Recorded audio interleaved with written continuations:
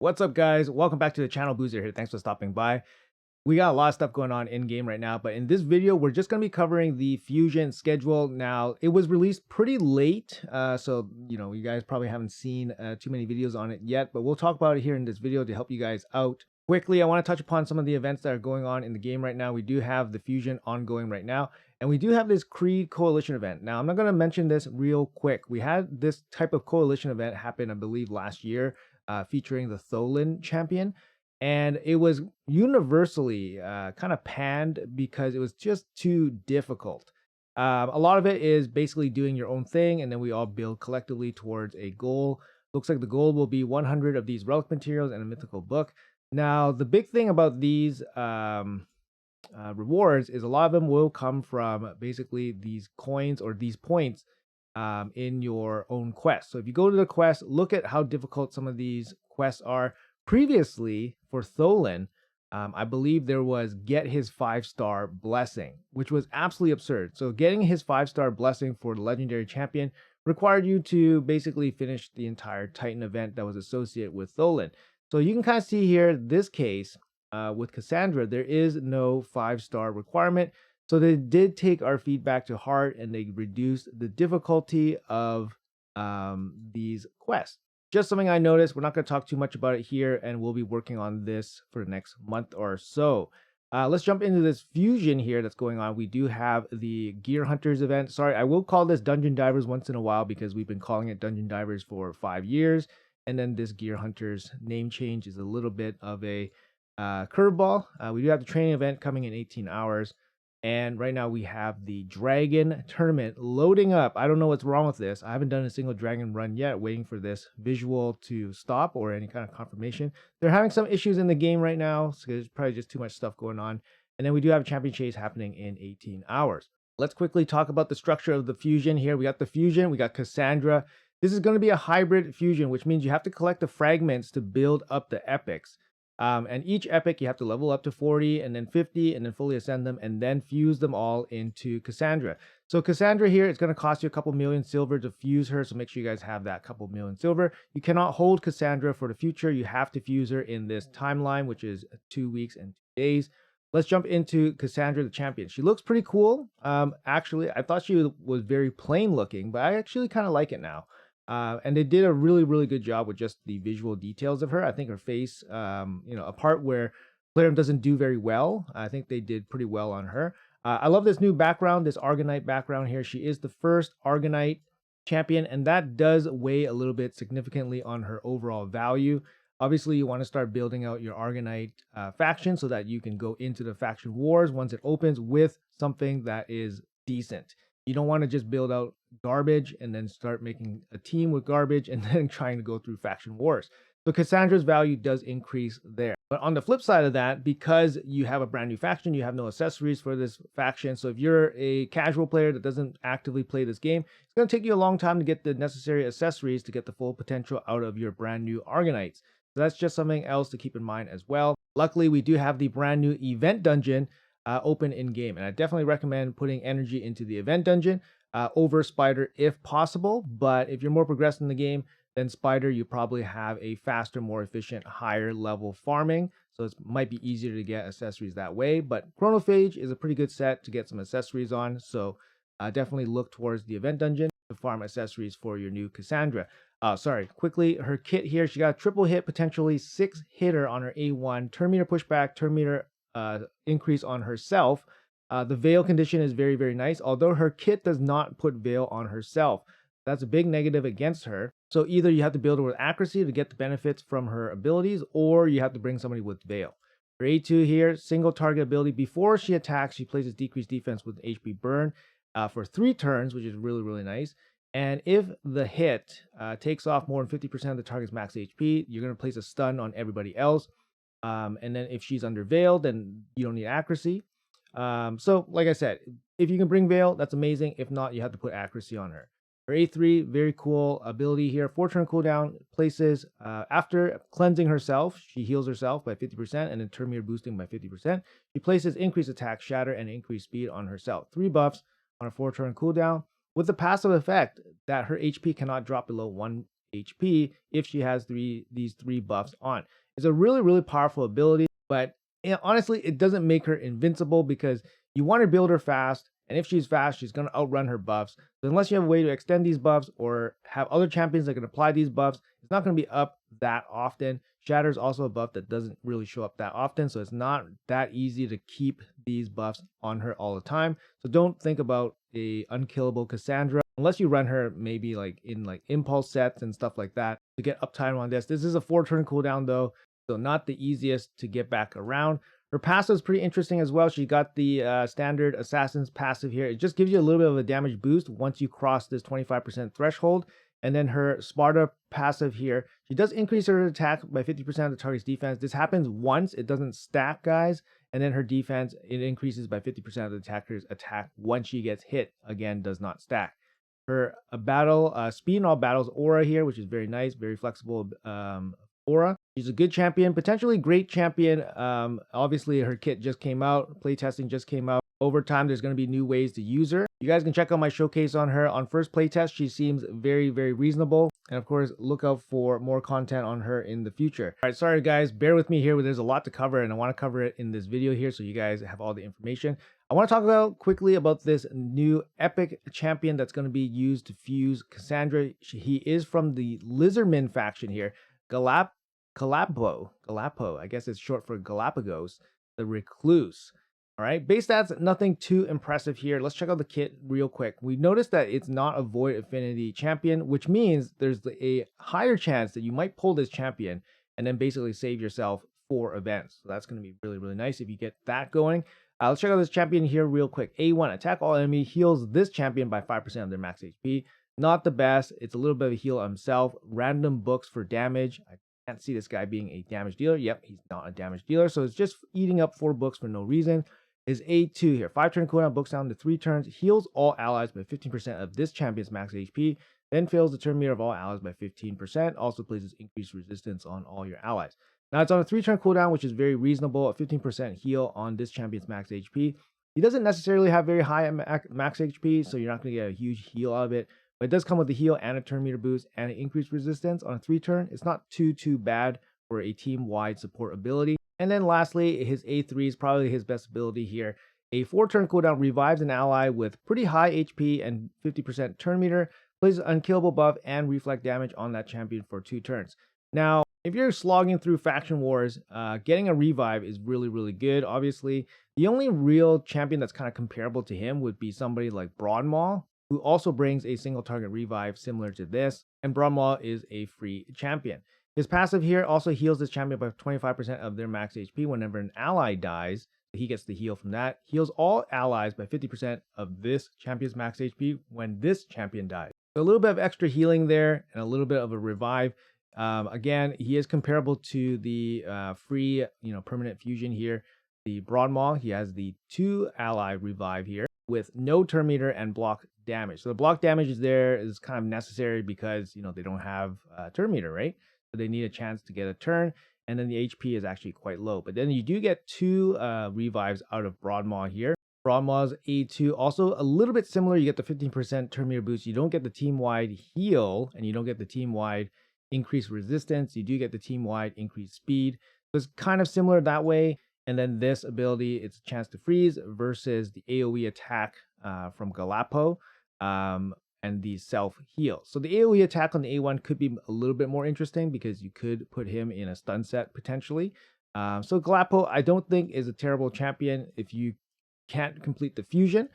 Picking him up and putting him in your Lizardman faction wars might be actually worthwhile, mainly because this faction just kind of sucks for the overall epics in this faction. You just don't have much to work with.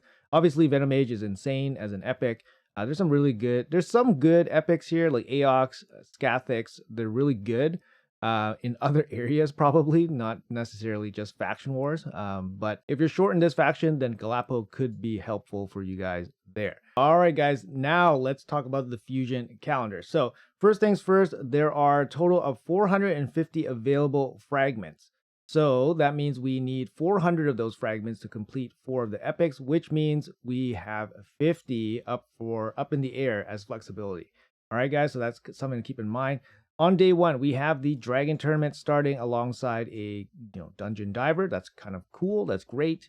You can put your energy into Dragon and then have it contribute points towards the Gear Hunters event. Always good to see. These Dragon Tournaments or these Dungeon Tournaments are worth probably around 2,200 energy, depending how efficient you want to be. It could be worth 2,500 energy, depending if you're doing hard 10 versus Dungeon 20. Dungeon 20 is still the most efficient in terms of points per energy. So if you guys want to save energy, go to Dungeon 20. Now, you're not going to get the best gear drops on 20 versus hard 10, for example, but just going to save you the most energy. Now, we do have a champion chase that's in the game schedule right now. It's going to happen in about 17 hours as of time of this recording. So we do have the champion chase coming, and that's going to be tomorrow.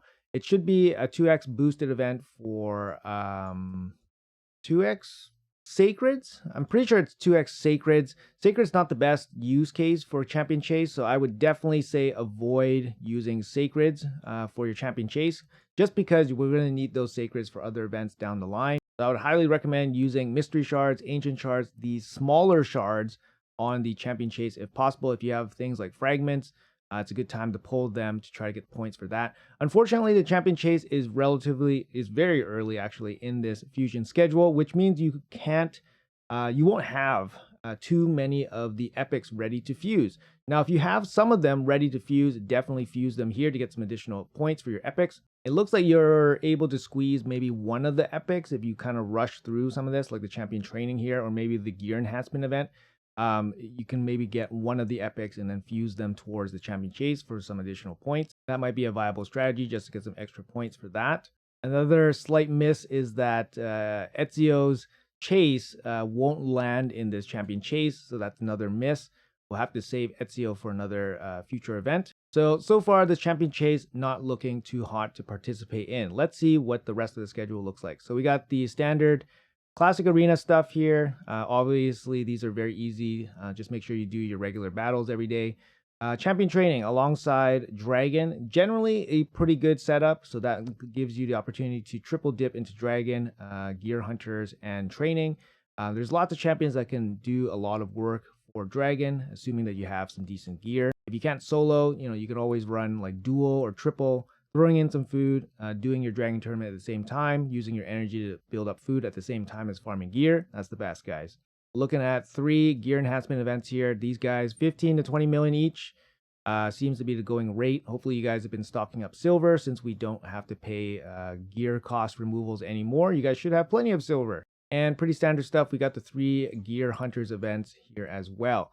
Let's take a look at the tournament breakdowns here to see where they land. We do have the Ice Golem tournament coming after the Dragon tournament. Again, 2,200 points here. If you want to finish this as efficiently as possible. We do have, I don't think there's going to be overlap between Ice Golem and Gear Hunters, unfortunately. So the first Gear Hunters you'll be completing with Dragon and then probably Campaign or your Dungeon of Choice. We do have the Ice Golem here expanding into the second Gear Hunters. Now there's kind of just Ice Golem, and then you have to have a lull here for 1 day, and then it's going to be Spider here. It's hard to jam all of Spider into this 1 day, unfortunately. So this is really not the most efficient setup, especially kind of just having this floating Gear Hunters here. We do have our first CVC back this year coming right here on the 13th. I would imagine it's probably going to be some Sand Devil event. Maybe they have the Event Dungeon event happening, so it gives you some extra value for farming Event Dungeon during the Gear Hunters. But the Event Dungeon tournament won't be part of the fusion, so you kind of have to just go at it with extra energy if you have it. But your energy will be used towards this Gear Hunters anyway, so you might as well just farm a dungeon for another tournament if that's viable for you.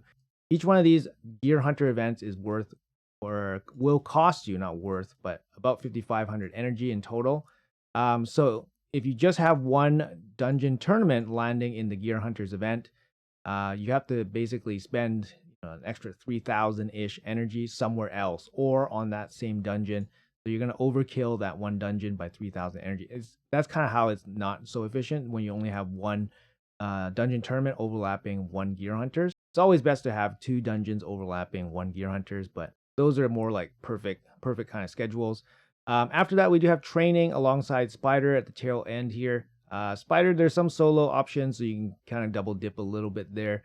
We do have the Gear Hunters missing the second half or the back half of Spider, unfortunately, and it's going to be a Fire Knight finish into this final Gear Hunters. So just on first glance here, most of the Gear Hunters only align with basically one dungeon tournament, which means a lot of your energy will be going towards dungeon of choice, or you're going to be spending a lot of extra energy in that one dungeon. So expect some higher point totals from everybody. Now, the big curious thing about this schedule is this guy right here. This mysterious third summoning event, second summon rush. We do have the standard second summon rush here on the second weekend, which is the weekend after the first weekend's champion chase. But after that summon rush, we have this midweek floating summon rush here. There is 50 points associated with this back end summon rush.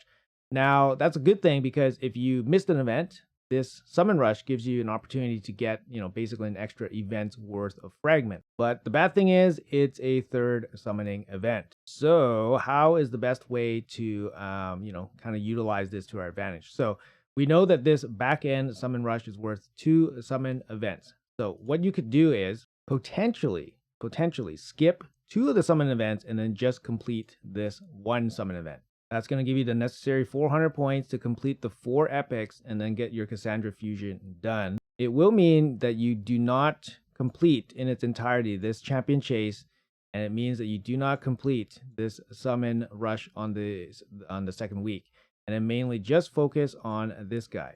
Now, the other thing is that might happen is that there might be an overlapping larger event that is not shown here in this calendar that might connect with this summon rush. This has happened in the past with Thor's fusion during his, I believe, Titan event. It connected with the back end summon rush, and basically people that complete the fusion early or were not ready for the back end summon rush, they basically had to participate anyways just to get the Titan points for the Thor Titan event. That's the one that I remember, but there's definitely other ones that probably have occurred as well. So to me, on this calendar here, this looks like the perfect setup for that to happen again. There's likely going to be some really big events to tie in with this coalition event as well. So I would not be surprised. I would say it's a very high chance that there's probably a big event starting somewhere here. So this weekend, this is the weekend, right? Thursday, Friday, Saturday. This is usually when the summon events happen. So it's very possible that after this summon rush event, there might be another summoning event that ties into a larger event like a Titan event for perhaps Cassandra's 5-star soul or perhaps for a champion. We don't know, right? So at least on first look, unless there's some incredible bait that we cannot resist, I would definitely look into skipping both of these summoning events, the first champion chase and then the first summon rush, and then fully focus all in on this back half summon rush here. It also gives everybody an extra 2 weeks to prepare in terms of shards. Summon rush is off of the quality of the shards, so sacred shards are going to be worth the most points. That is why I'm also saying do not spend your sacred shards here, which is going to be most likely 2x sacred event. Sacred shards are not worth a lot of points for champion chase because the likelihood of you pulling a legendary is very low. The likelihood of you pulling an epic is very high still. So save those sacred shards for future summoning events. Can't stress that enough, guys. You guys have to use the shards efficiently. Otherwise, you guys will have just a ridiculously hard time to complete some of these summoning events. This fusion does not look easy. It's going to be a big energy spend as well. And I'm sure the ask on this back end summon rush will be expensive. I would expect anywhere between 10 and 12 sacred shards to complete the 50 fragments. And that's just basically the going rate for these type of events. It could definitely even be higher. This collab is going to be many, many months long. So definitely saving resources here for future events is going to be top priority. We want to use our resources as efficiently as possible. I highly recommend staying away from progressive events or events that don't guarantee you some kind of resource back. Basically, opening shards, hoping for something is just not the long-term sustainable way to kind of complete these events. Of course, everybody plays differently, so you guys do you. So I think I covered everything I wanted to cover in this fusion schedule here. Like I said, we do have the CVC happening. Definitely look out for some of these spots where we can double dip, potentially triple dip. The fusion does not look particularly easy. There's going to be some extra energy spending here, so hopefully you guys got a bunch of energy ready. The tricky part here for this fusion is that there's 3 summoning events, and I definitely recommend focusing on the back end summon rush. And if you can, just fully avoid any of the summoning events leading up to the final summon rush at the end of the fusion. Now, obviously, that assumes that you finish every single other event and you don't make any other mistakes. If you are prone to making mistakes, then enjoy having the extra bit of insurance at the very end of the fusion, but I'll leave that decision for you guys. Anyways, guys, that's going to be it for the video. Sorry, it's a little bit of a long, rambly one for a fusion calendar schedule breakdown, but there's a lot to cover in this little bit of news. I just want to make sure that I got it all. Like I said, make sure you guys check out my showcase on Cassandra. She seems like a very serviceable champion, the first of the Argonite faction. And you guys can let me know what you guys think about this fusion schedule. Thanks so much for watching until the end. Appreciate you guys. Have a great day. And I'll see you guys in the next video.